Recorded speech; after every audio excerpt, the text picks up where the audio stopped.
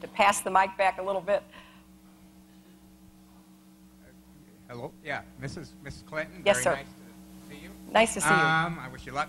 My name is John Berry. My name is John Berry. I was a veteran in the First War, and I understand with these 21,000 or 22,000, do you know if there'll be any more, or will we be able to kind of curve this war? I was there. I mean, I wasn't there at 9/11, but I saw it on TV like most people. Right, right. And I guess that's all I have for my question. And by the way, we as America love you, and I think you look very nice. Thank you.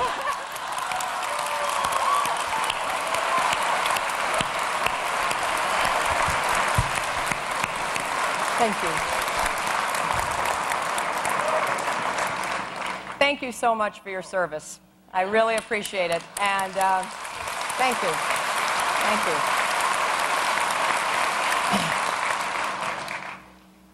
We are going to have to fund our VA healthcare system to take care of our veterans. There is no ifs, ands, or buts about it. And you know, I was in one of our military hospitals just about 2 weeks ago, and I was talking to a lot of the doctors and the nurses that were taking care of our wounded heroes coming back from Iraq, Afghanistan, and elsewhere. And they get great care. And when they get to the VA system now, the care is so much better than it was. I'm very proud of the work that was done during the Clinton administration to improve the VA system.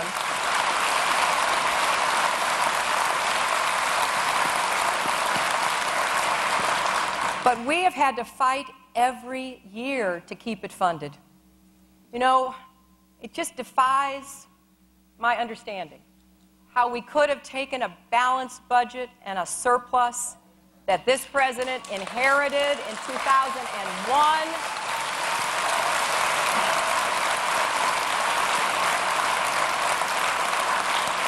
I mean, we've squandered it. We have squandered it. We haven't met the challenges that we face and the responsibilities we have, such as taking care of our veterans. So I can pledge to you that I will continue to fight for the next 2 years in the Senate to fund our VA system, to make sure we don't close hospitals and clinics that are needed by our returning vets. And I hope we'll get to a point when I'm president where we can have guaranteed funding for our VA system and we don't have to fight for the dollars that are needed to take care of the people who are taking care of us.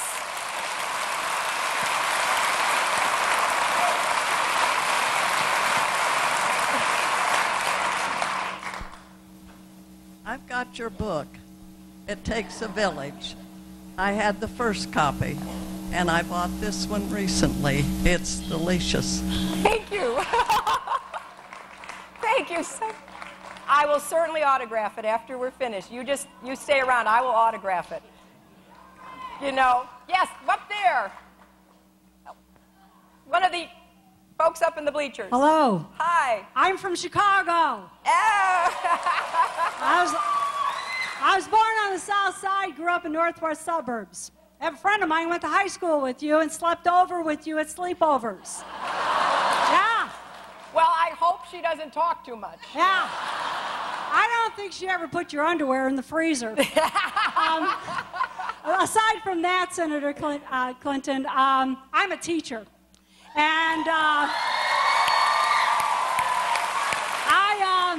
I've really become an Iowan. I came to Iowa to get a teaching job because when I started, there were a lot of teachers out there. So I came to Iowa to get my job. Unfortunately, we are losing teachers. One, because of pay. Iowa, I am very proud to be a teacher. This is my 30th year, and I do teach raging, pubescent, hormonal individuals. They are 8th graders, 7th graders, and the hard thing is I am going through menopause.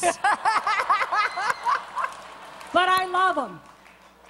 My concern is that Iowa, we have such a wonderful record with our education, but yet our pay for teachers ranks very, very low. And when I see that our young men are being sent to Iraq And all that money going over there, I think about, as you mentioned earlier, Senator, it takes a village to raise the child.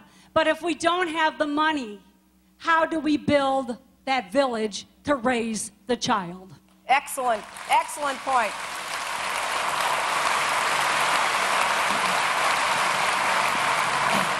Well, first, let me thank you for your years of teaching, and let me thank all of the teachers and the, administrators, educators who are here.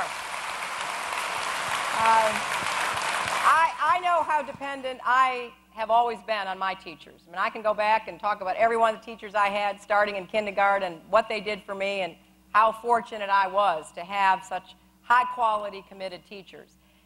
And you make 3 points that I really want to underscore. First, if we don't do more to incentivize people to go into and stay in teaching, we are not going to have the teachers we need for the 21st century, because too many of our teachers have been there a number of years. You've taught 30 years, and I have friends who are going on 35 years, and, they still love it, but, time's passing by, and we need to bring in more people from other professions and walks of life, as well as young people. Now, how do you do that? Well, you've got to make teaching attractive, and it is a calling. I mean, a lot of the people, I saw 2 young women at the Drake Diner last night, and they introduced themselves to me and said they were teachers and how they felt called to teach. One young girl said, I was, in 3rd grade when I felt I wanted to be a teacher. So it is a calling, but it's also a way of life that has to provide a living. And so we've got to figure out how to make the mix between needing to recruit and retain our teachers and providing the resources necessary to be competitive so that teachers will be able to stay teaching and make a life commitment. Now,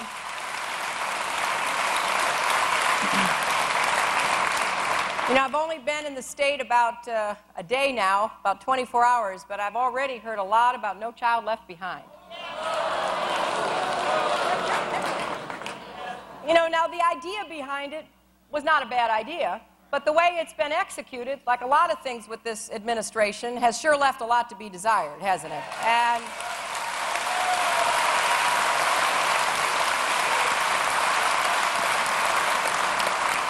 And one of the reasons is it's never been funded the way that it was supposed to be funded and that it was promised to be funded.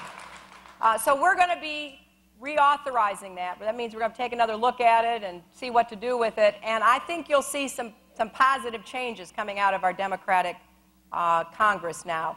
And I hope that that will help to provide more resources to the local schools. I mean, this is all about the magic that goes on between a teacher and a student. This is all about that aha moment, that learning, turning some young person on to something that'll be a passion and maybe their life's work. And you can't dictate that from on high. You can't write laws about that because it's not just about what goes on inside the buildings of the school. Now, this school is a real testament to not only the history, the proud legacy, but it has kept up with the times. And I am so impressed with your new addition. And one of the reasons that could happen here is because at the end of the Clinton administration, President Clinton teamed up with Senator Harkin to pass money to be able to be handed down so that we could begin to repair and rebuild and modernize our school buildings by helping local communities that were under a lot of property tax and other pressures. So I know that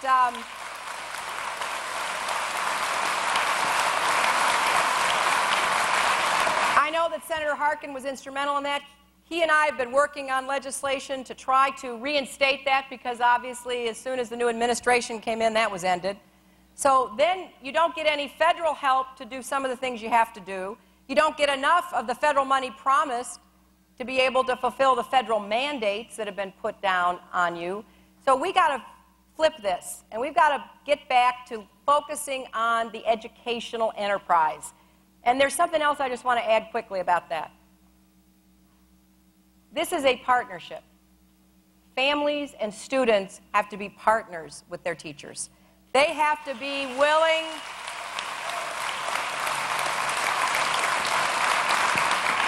to prepare their children for school. And, I know how hard it is in hardworking families, thank you all for raising the minimum wage here. Thanks to your new governor. Thanks to your new Democratic legislature.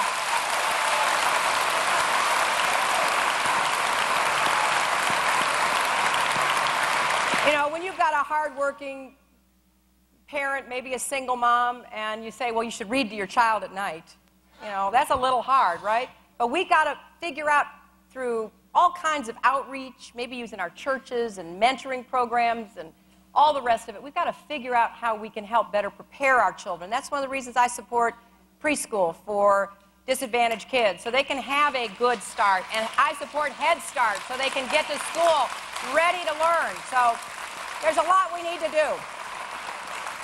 Yes.